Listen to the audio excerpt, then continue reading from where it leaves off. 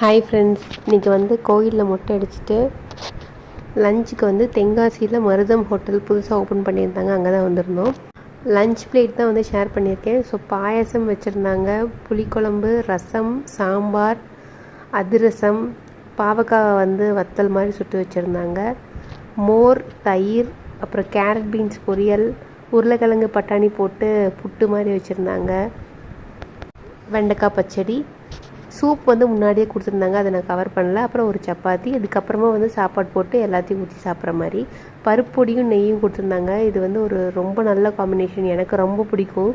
So Andhra meals தான் போகணும் அப்படிங்கிற மாதிரி இல்லை, எங்கே கிடைச்சாலும் இந்த மாதிரி நான் சாப்பிட்ருவேன். ரொம்ப நல்லாயிருக்கும். சாம்பார் ரொம்ப டேஸ்டியாக இருந்துச்சு, குழந்தைங்கள்லேருந்து எல்லாருமே சாப்பிட்ற மாதிரி.